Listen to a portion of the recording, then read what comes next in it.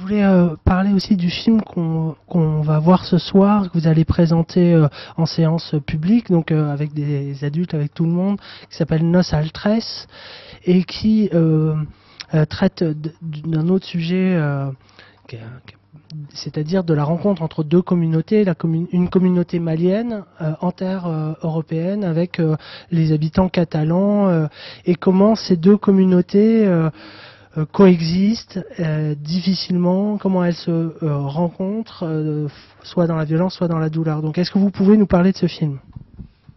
Au fait, vous parlez du film. Ce film, je crois que je l'ai fait en 2006, hein.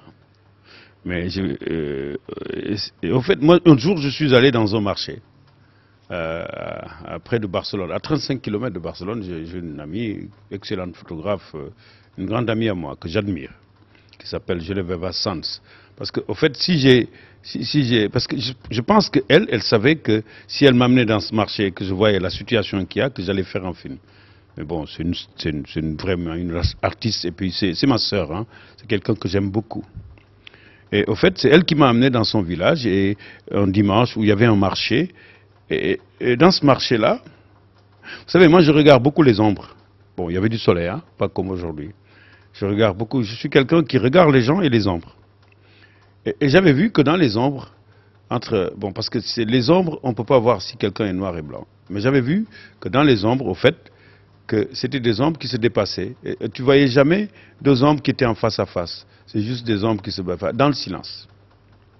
Et quand j'ai levé les yeux, je me suis rendu compte qu'il y avait les Catalans d'un côté et les ombres des autres et autres. Et donc, c'était la même chose. Ce que j'avais vu sur les ombres, quand je me suis levé, j'avais vu des humains qui se dépassaient, pas encore des blancs et des noirs. Et puis, je me suis approché d'un groupe, et le groupe m'a dit, l'autre ombre, c'est des racistes.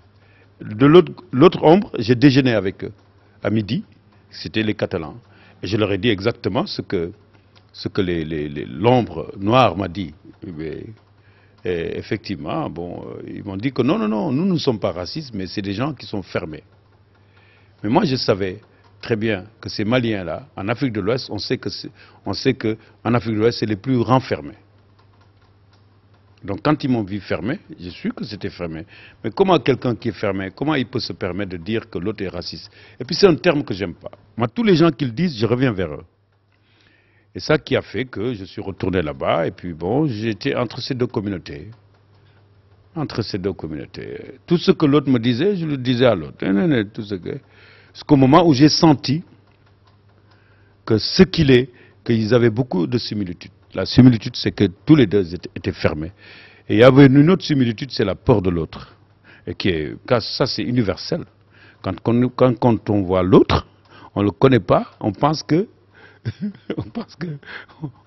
c'est vous qui ne connaissez pas, mais lui aussi vous ne connaissez pas. Donc c'est les deux jonctions entre l'autre, là, celui qui ne connaît pas et qui a peur. Et on a peur. Quand tu vois quelqu'un, il marche, il est turc, kurde, toi tu es français ou sénégalais, tu dis mais c'est quoi la kurde? Mais lui aussi c'est la même chose. Et donc c'est ça qui a amené, et puis petit à petit je me suis rendu compte que chacun avait envie de parler avec l'autre. Et je les ai amenés sous l'arbre palabre, parce que je voulais les amener au milieu du village.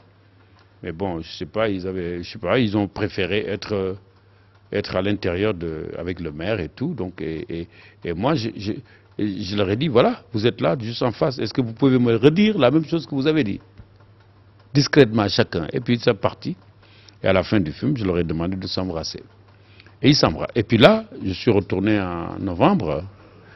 Et je me suis rendu compte que le problème d'intégration n'existe plus. Il y a des gens qui travaillent maintenant, il y a des couples qui se forment, parce qu'il n'y avait pas de couple, ils le faisaient clandestinement.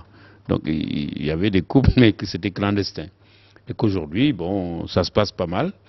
Il n'y avait pas de femmes maliennes, parce que bon, les Maliens trouvaient que comme déjà ils n'étaient pas intégrés, comment ils pouvaient amener une famille? Il y a une famille malienne qui est là-bas maintenant. Mais en même temps, quand les choses ont commencé à aller, la crise est arrivée.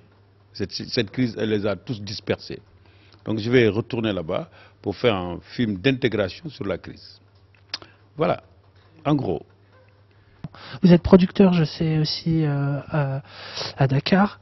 Et En tant que président, donc vous avez vu plein de films africains durant cette semaine.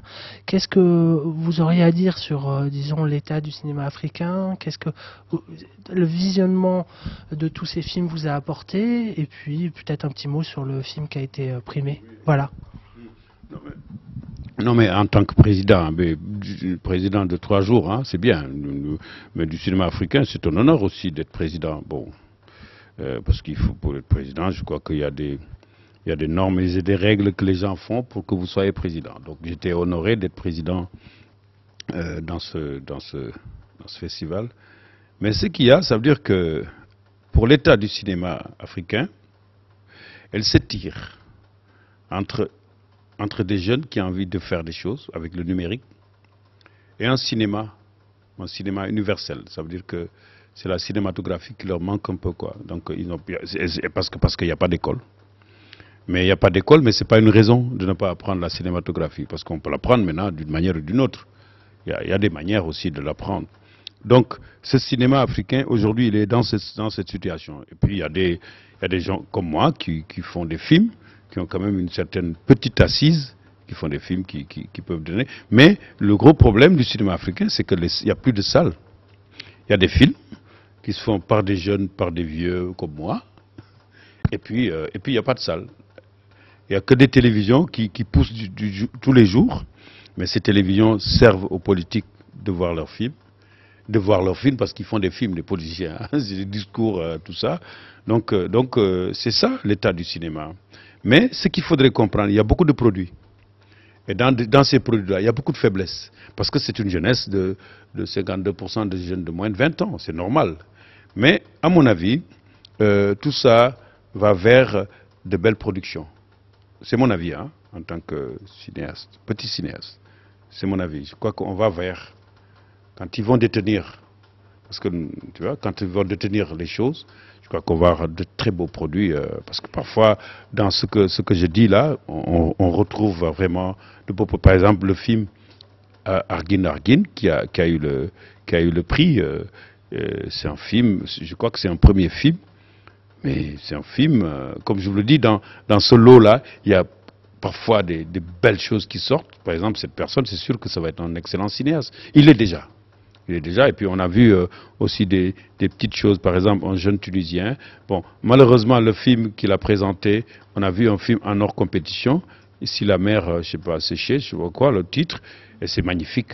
Et pour moi, voilà un peu le cinéma, parce que c'est des films qui sont quand même assez directs, avec beaucoup de poésie, beaucoup de force. Et je crois que le cinéma africain, c'est cela. C'est cela. Parce que, au fait, le danger qu'il y a, ça veut dire que les gens, ils veulent prendre des films qui se passent ailleurs pour les mettre comme dans un buvard, pour dire voilà, l'Afrique doit faire comme ça. Et je crois que ça, c'est le danger. Et ces films qu'on a primés, ces films dont je vous ai parlé, c'est des films libres de pensée, libres de culture, tu vois. Et je crois que ça serait important que les gens prennent en compte de ça. Parce que c'est vrai que quand tu n'as rien, quand tu n'as pas une école, quand tu n'as pas de matériel, de tas de trucs, l'autre qui est tout à fait équipé arrive avec son matériel et autres, il peut te dire voilà, c'est comme ça que ça se fait. Alors que ce n'est pas exactement cela. C'est pas comme ça que ça se fait. Ça se fait peut-être d'une manière, de cette manière, mais il y a d'autres manières qui peuvent être faites. Donc voilà, en gros. Et ces deux films-ci ont été choisis, c'est cette liberté. C'est des films qui joignent des cultures de pays, mais qui joignent en même temps la cinématographie universelle. Voilà.